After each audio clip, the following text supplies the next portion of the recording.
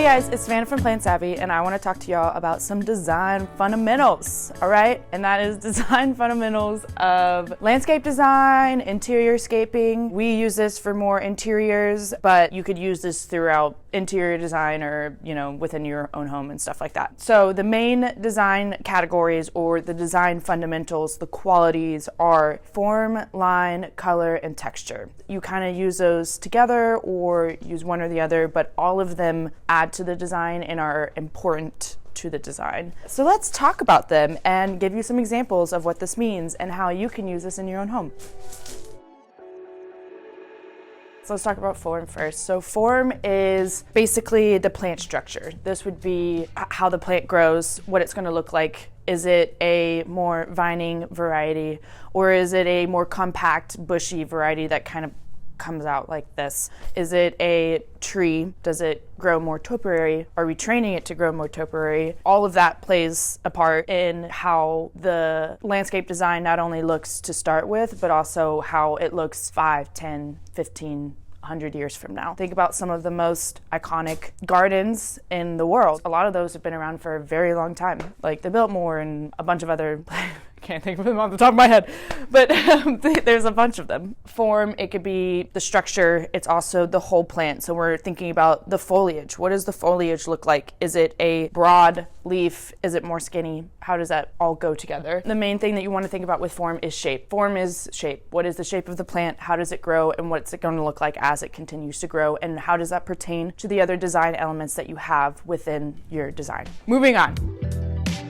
Line. So line can be a little bit more tricky, but line is basically when you walk into a room, specifically with Plant Savvy. When you walk into the room, your eyes, most people read left to right. So they read a room left to right usually. And so how does that look when you're looking at a design? You also take in, for example, to get more specific, you could talk about planters. The shape of the planters can mean something, the line work. So something maybe more circular can feel more organic, a little bit less formal than something square. Something square is definitely formals. It's used a lot more in offices and stuff like that. So that even plays a part within that. Within landscape design, line is used in walkways. They're used in beds. How are you designing your beds? Are they more organic shaped, lined, or are they squared off boxes? Those two designs give off completely different aesthetics and different vibes and feel. Look into other design work and see what you like within that. Are you more of an organic shaped girly? You want something a little bit more circular, more whimsical even? You'd probably want to stay away from more straight lines. You can bring in to play here a little bit of functionality. If you have a walkway, say, what is the function of that walkway? Can you get from point A to point B and it makes sense while also bringing in your same design work as well? And how does that pertain to maybe the plants that are in there? And all of that kind of goes together.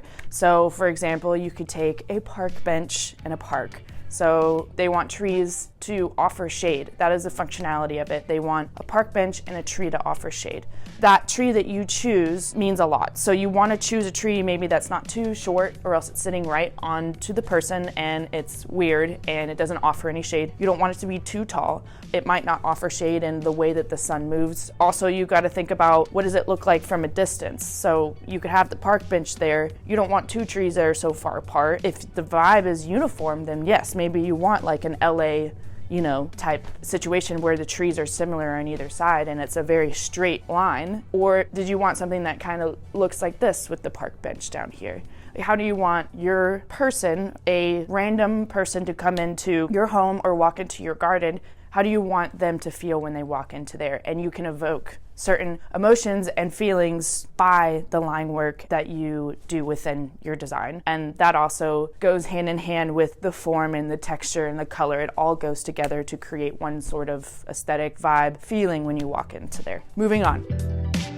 Okay, next is color. Color is kind of self-explanatory. I think everyone kind of has a general idea of the colors that they like and don't like. I will take another step forward and think about it like this. Are you thinking about maybe the flowers? What does the foliage look like when it does bloom? If you're doing more of a landscape design, what does that look like? And how does that look throughout the season? So with color, you can bring in seasonality. So that is more for landscape design, but it all goes hand in hand. With houseplants specifically, color can go a very long way because it's not just green. There's different shades of green. There's also purples and pinks. We've got some variegated stuff. How does that come into play? Some cream colors. We've also got paler colors like the ficus aubrey versus a fiddly fig. How do those different colors work in an interior scape? Me personally, if I had something like a ficus aubrey, this is more of a paler, kind of lighter color.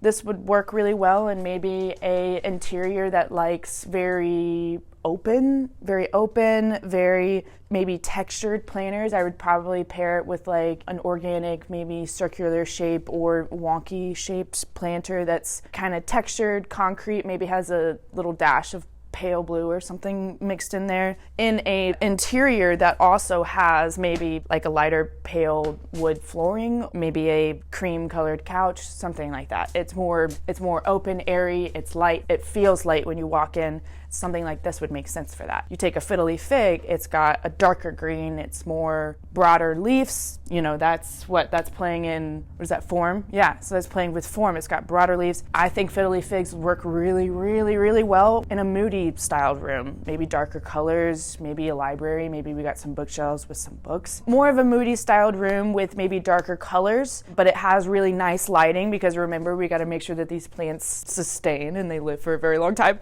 So something like that would work really well, I think, in that style room. Not to say that a fiddly fig wouldn't look great in a light and airy room. Me personally, that vibe goes very hand in hand. The same type of vibe as like a big Monstera deliciosa would also look good in a very light and airy room, but it adds something to it, I think, when you kind of place that darker green, big, broad-leaved climbing situation into a moody style room. It just works really well in my brain. I don't know why. You fight in the comments about it. I don't care. So that's where the color goes hand in hand, and the seasonality of it makes sense in landscape design. You've got to think about, maybe you're in the winter, you've got a design and they're like, we also want to make sure we have winter interest because maybe we're in Minnesota and it snows all the time and we only get, fall for a certain amount of time and then it's just winter for a very long time. So in your garden design, you'd want to have winter interest, and that comes in with, the color of the bark or the color of if they change color, all of that goes together. And think about maybe ornamental grasses that will kind of dry and look good for a period of time before you have to cut it all back. So playing with those and make sure that you're adding in pieces that makes your garden or your interior design last throughout the entire year. And that goes hand in hand. Color is a big, important part of that. Moving on. Okay, next is texture. So texture, when it comes to plants, is more of a visual thing versus a tactile thing. You can bring texture into, your hardscapes if it's an outdoor thing, or into your planters for indoor stuff. But for now, we're gonna talk about texture as the plant itself versus the vessel that it's in or the hardscape, whatever that is. So within texture, you have 3 different variants, I guess would be the word to say that. Coarse, medium, and fine. And you get more of a difference between coarse and fine, but all of them go hand in hand. And when you're creating a design, you want to make sure that you're adding in different elements of all of the coarse, fine, and medium to create a dynamic design that has depth and feel, and it all works together. Because I feel like if you choose just coarse, big leaf, you're not adding in the little details that make something work together, like hand in hand. Coarse, obviously you're going to want to think big leaves, thick stems, maybe large flowers, maybe there's a lengthy space between nodes. They're just bigger, broader leafed plants. And then you go into medium, and that's obviously a little bit smaller, more medium. And then fine is something like maybe an asparagus fern. It's got smaller leaves, thinner stems, and then there's smaller spaces in between nodes. It's just a smaller foliage. All of it goes hand in hand. Form as well as texture go hand in hand, and they come together, and that all plays a part as well. So within your design, you want to make sure that you're choosing a little bits and pieces of each to really bring it all together. And then on top of that, adding in form. How does it grow? What's it going to look like? That all goes together to create a really good design. And then on top of that, adding in your line work as well as the colors, how do those all go together? You wouldn't want to just have maybe, depending on the vibe, you also want to maybe all color. You'd want to probably add in some pretty greens or something like that within your design to make it all tie together with pops of color here and there. It depends on the design work. So if someone's like, I just want it all colored, just go crazy, then that you've got that with your client work, which goes hand in hand in making sure that you're asking, if you're working with clients or you're doing this by yourself, that you're asking yourself all of the questions that you need, or asking your clients all of the questions that they need.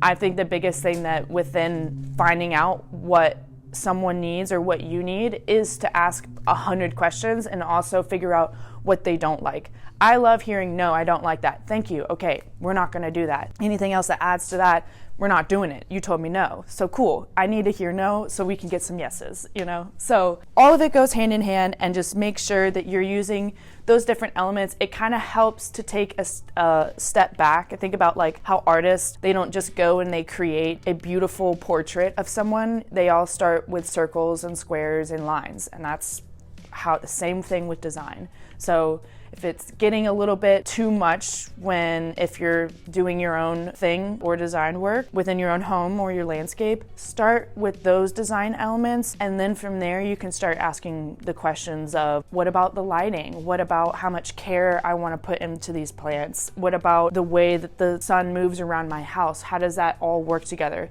Start with the design elements and what you want to achieve within your design, and then you can start asking your questions of getting into the specifics and the care needs and all of that kind of stuff. Start at the fundamentals and then work your way up, and everything will go great. And if it doesn't, you could try again. Alrighty, y'all. Thank you so much. We put out new videos whenever. Follow along if you want to hear more, and leave your questions in the comments. Like always, you can find us on plantsavvy.com or wherever. We love you, and happy planting.